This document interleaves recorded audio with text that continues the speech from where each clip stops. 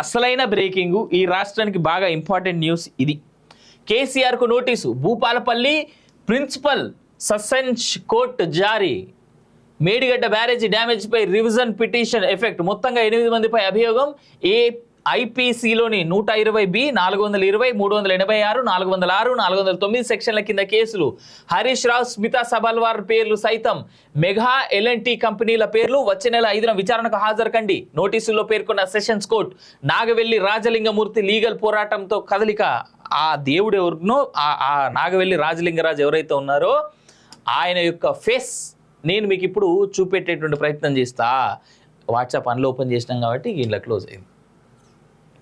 నాగవెల్లి రాజలింగరాజు, ఇగో కేసీఆర్ మీద కేసు. ఆయన మాట్లాడినటువంటి మాటలు కూడా మీకు వినిపిస్తాయి ఇప్పుడు.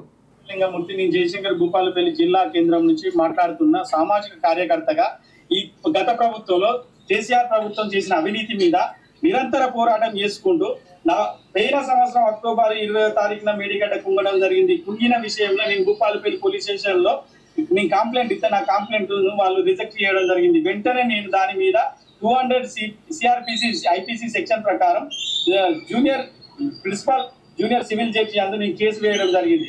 ఆ యొక్క కేసు జనవరి 2024లో జనవరి 12వ తారీఖు నాడు డిస్మిస్ చేయడం జరిగింది. వెంటనే దానిపైన నేను జిల్లా సెషన్ జడ్జి గౌరవ భూపాలపల్లి జడ్జి అందు నేను దాన్ని క్రిమినల్ పిటిషన్ వేయడం జరిగింది. వెంటనే దాన్ని జడ్జి గారు స్వీకరించి దానికి క్రిమినల్ రివిజన్ పిటిషన్ 2/2024 నంబర్ ఇవ్వడం జరిగింది.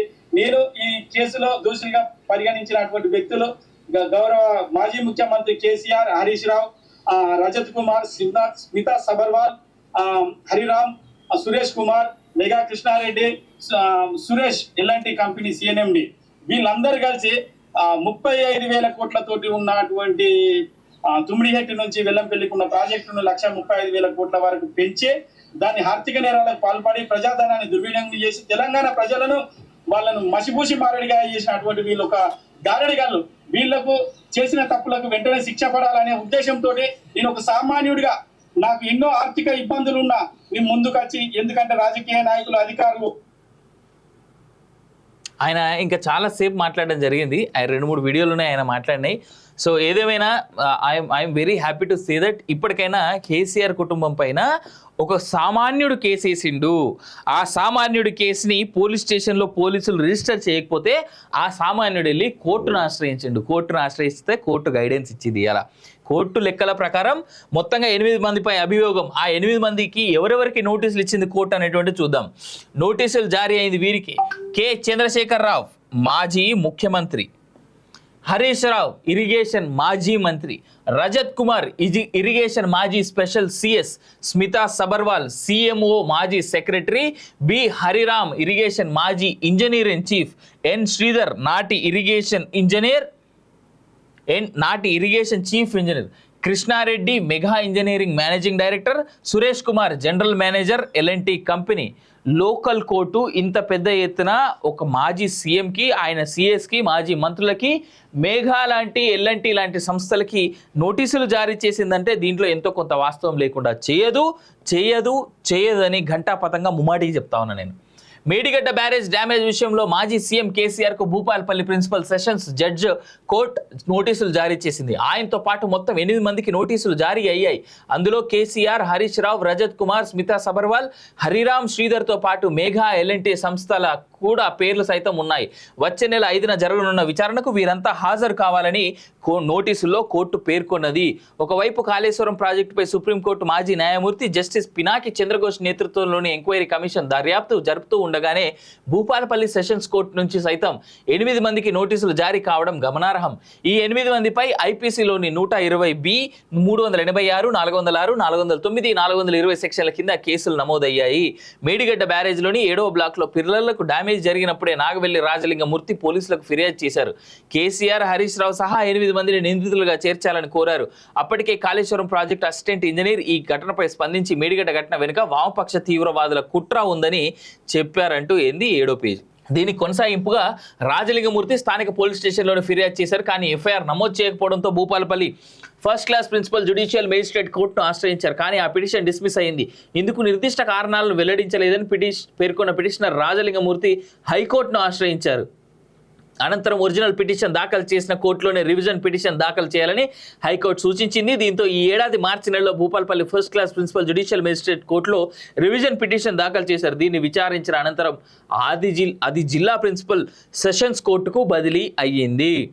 లలిత్ కుమార్ వర్సెస్ ఉత్తరప్రదేశ్ కేసు ఉదాహరణ, ఒక్కో స్థాయిలో ఒక్కొక్కరు బాధ్యులు. ఓకే, ఇక్కడ లలిత్ కుమార్ వర్సెస్ ఉత్తరప్రదేశ్ కేసు ఏదైతే ఉందో దాన్ని ఎగ్జాంపుల్గా చూపిస్తానే ఇవాళ కోర్టు కేసును రిజిస్టర్ చేయడం జరిగింది. ఓకే, ఇక చూసుకుందాం.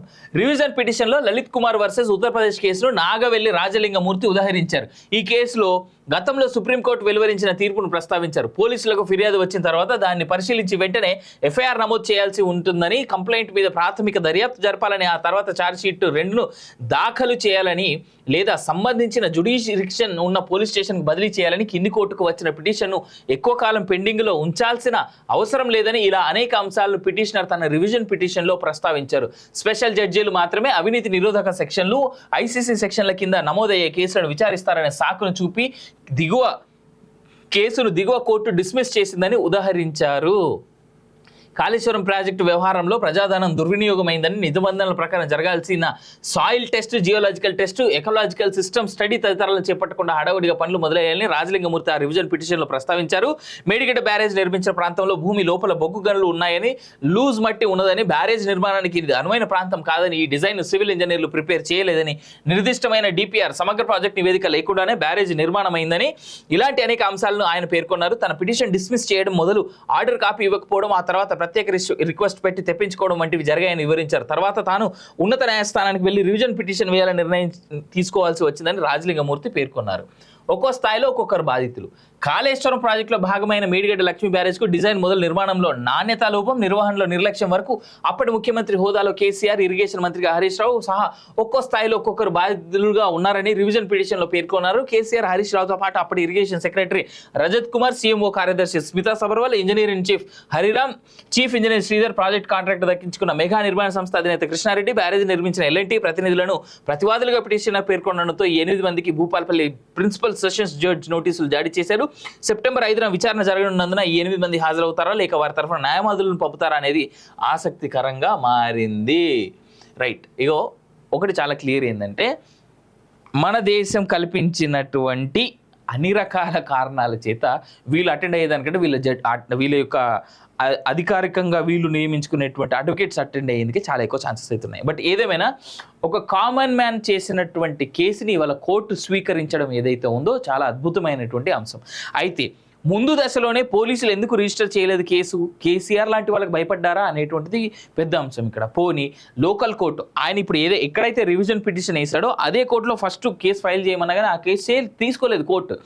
ఆయన మళ్ళీ హైకోర్టుకు పోయి మేడిగడ్డ కుంగిందయ్యా, మేడిగడ్డ కింద బొగ్గు గనులు ఉన్నాయి, అది సారవంతమైనటువంటి నేల కాదు, అక్కడ పెద్ద ఎత్తున మనం పెద్ద పెద్ద ప్రాజెక్టులు కట్టేందుకు అవకాశం లేదు అని చెప్పిన కానీ కోర్టు తీసుకోవట్లేదని చెప్పేసి ఆయన హైకోర్టుకు పోతే అప్పుడు మళ్ళీ ఈ అంశాలన్నీ హైకోర్టు కింది కోర్టులోనే వేయండి అయ్యా అని చెప్పేసి గైడెన్స్ ఇస్తే ఆ గైడ్లైన్స్ ప్రకారం ఇలా కేసు రిజిస్టర్ అయ్యింది. I'm very happy.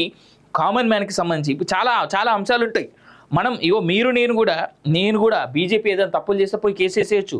సెంట్రల్ గవర్నమెంట్లో ఉన్నటువంటి బీజేపీ ఇది తప్పులు చేసేదని చెప్పేసి మనం కేసులు వేయొచ్చు. ఇది ప్రజలు విస్మరిస్తున్నారు. దయచేసి దాన్ని అర్థం చేసుకోండి. కేసులు వేయడానికి మేబీ పెద్ద పెద్ద అడ్వకేట్లను మనం పెట్టుకుంటే కొన్ని లక్షల్లో ఖర్చులు అవుతుందేమో, కానీ వాస్తవానికి తప్పు జరిగిందని మనం ఎప్పుడు భావించినా సరే, ఏ ప్రభుత్వం ఉన్నా సరే, నరేంద్ర మోడీ ఉన్నా, రేవంత్ రెడ్డి ఉన్నా, రేపు రాహుల్ గాంధీ వచ్చినా, ఇంకొకరు వచ్చినా, ఎవరు వచ్చినా వాళ్ళ మీద మనం కేసులు వేయొచ్చు. మనకు ఆ హక్కుని, ఆ అధికారాన్ని మన రాజ్యాంగం మనకు కల్పించింది.